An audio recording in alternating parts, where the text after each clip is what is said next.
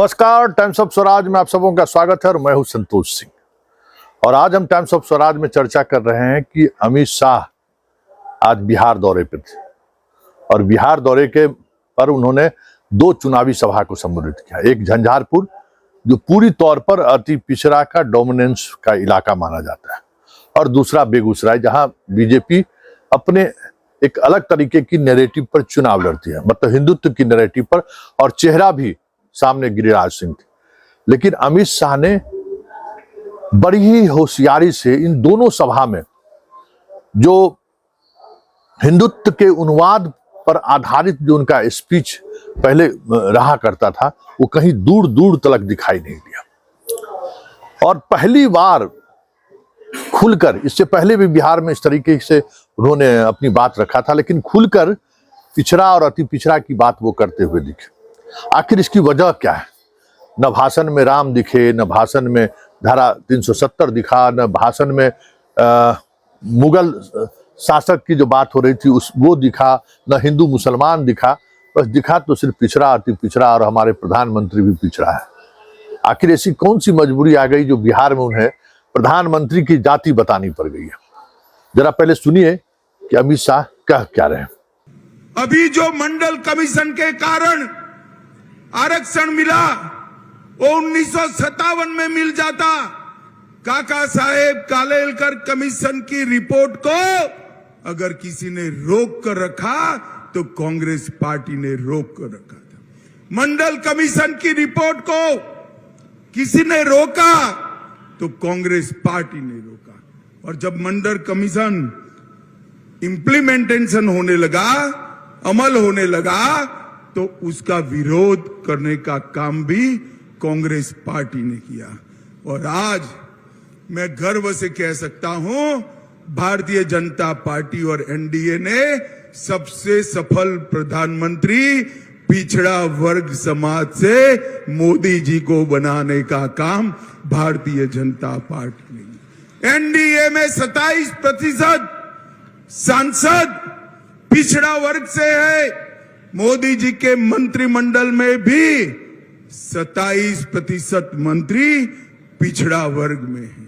केंद्र सरकार के सारे शिक्षा संस्थानों में 27% आरक्षण अगर किसी ने दिया तो हमारे नरेंद्र मोदी जी ने दिया है। नरेंद्र मोदी जी ने। तो आपने सुना कि अमित शाह क्या कह रहे हैं। अब जरा अमित शाह के इस कथन के पीछे की राजनीति क्या है? क्यों बिहार में आके सेकेंड फेज के बाद वो जातिवादी राजनीति की तरफ उसी तरीके से बढ़ रहे हैं जिस तरीके से लालू और तेजस्वी 95 के दशक में इसी तरीके से वो बातें पिछड़ा और अगड़े की बात करते रहते थे। आज कुछ अंदाज वही था, लगा जैसे बिहार में 1995 में कोई लालू का मंत्री कोई सभा को संबोधित कर रहा हो, ऐसा ही लगा अमित शाह। ऐसा क्यों ये बदलाव आया है? जरा हमारे साथ जुड़ेंगे फुलेंद्र कुमार सिंह आंसू। पेशे से तो इंजीनियर रहे हैं, लेकिन छात्र राजनीति के दौर में जब लालू नीतीश ये लोग छात्र राजनीति में थे, उस वक्त जो छात्र एसोसिएशन का चुनाव हुआ था, उसमें ये मुजफ्फरपुर से विद्यार्थी परिषद और जनता दल के जो उस समय में छात्र एसोसिएशन के जो उम्मीदवार थे, दोनों को हराकर निर्दलीय चुनाव जीते थे। छात्र राजनीति में उस दौर में काफी सक्रिय रहे थे। राजनीति की अपनी समझ है। नौकरी पे में रहते हुए भी उन्होंने राजनीति को बहुत करीब से महसूस भी किया और हर पल अपडेट भी रहा। क्या मानते हैं फुलेंद्र कुमार सिंह आंसू, जरा आप भी सुनिए। ये जो बदलाव है प्रचार का, अब बिहार में सीधे तौर पे अब जात की बात करने लगे हैं अमित शाह। इस बदलाव की वजह क्या है? इसको ऐसे समझना होगा कि बिहार में जातीय जनगणना के बाद जातीय जनगणना को आधार बनाते हुए 75% आरक्षण पिछड़ों को दिया गया। उसमें 10% अगड़ों का भी, अगड़े गरीब का भी आरक्षण है। 65% आरक्षण दिया गया, उसमें शेड्यूल कास्ट शेड्यूल ट्राइब भी है। तो इसलिए वो तबका जो है सो बहुत स्ट्रांगली यूनाइटेड है जातीय आधार पर। लेकिन पिछले 2 फेज के चुनाव जो हुए, उसमें जो प्रधानमंत्री का जो लोकप्रिय कहिए या जो कहिए 5 किलो अनाज का जो से प्रभावित पिछड़ी जाति की महिलाएं खास करके का जो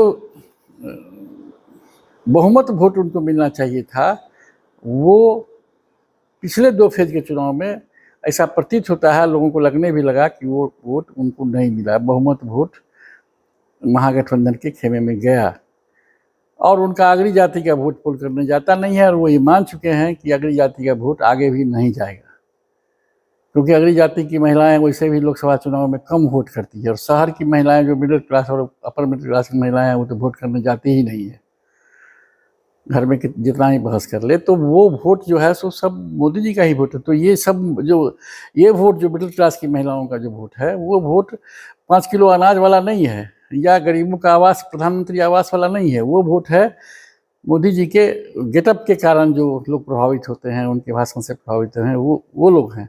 अब वो वोट करने जाते नहीं हैं। तो वो जो वोट घटा, वोट परसेंटेज 10%, 9%, 8% तक घटा है बिहार में पिछले फेज के चुनाव में, तो उसका मेकअप कहाँ से करेंगे? तो उसका मेकअप कर रहे हैं तो अपना हिसाब जोड़ रहे होंगे कि 4-5% जो है सो हम अगर पिछड़ा कह के वोट को शिफ्ट करा सके तो हम करा लें। तो वो डायरेक्टिव जंगल राज का ही बहुत तेजस्वी बहुत मजबूती से जवाब दे रहा है कि सवाल पर आइए, सवाल पर आइए। तो सवाल पर तो आएंगे नहीं, अमित शाह हो या मोदी जी हो, तो वो तो यही सब करेंगे। कहीं जहाँ उनको लगा कि भावनात्मक रूप से हम मंगलसूत्र बोले, वहाँ बोलते रहे वो। जहाँ उनको लगा कि राजा महाराजाओं के खिलाफ राहुल क्यों बोलते हैं, और मुगलों के खिलाफ, बादशाहों के खिलाफ क्यों नहीं बोलते हैं, तो वहाँ बोले वो, उन जगहों पर बोले, ताकि 1-8%, 2% वोट की शिफ्टिंग उससे हो जाए, लोग प्रभावित हो जाएं कि ठीक में राहुल गांधी के भाषण में ऐसा कुछ अगर है तो वो खोजने लगे, राहुल गांधी का भाषण खोजने लगे। लेकिन बिहार में तो सब कुछ तो चलने वाला है, न राम का पुनर्प्रतिष्ठापन चलने वाला है, और न ये रोली चंदन क्या कहते हैं मंगलसूत्र चलने वाला है।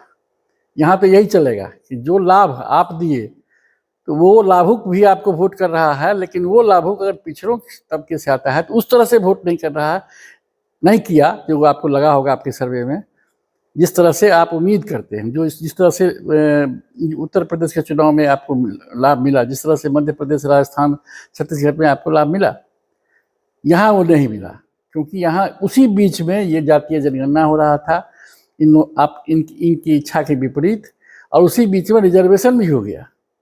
अभी तक रिजर्वेशन चालू है।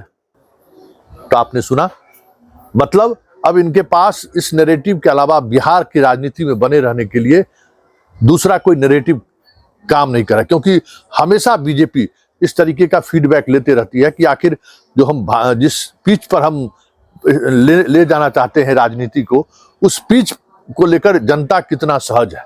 मतलब बिहार में अब राम और 5 किलो अनाज का वो मतलब नहीं रह गया, इसलिए अब कास्ट की राजनीति शुरू हो गई है।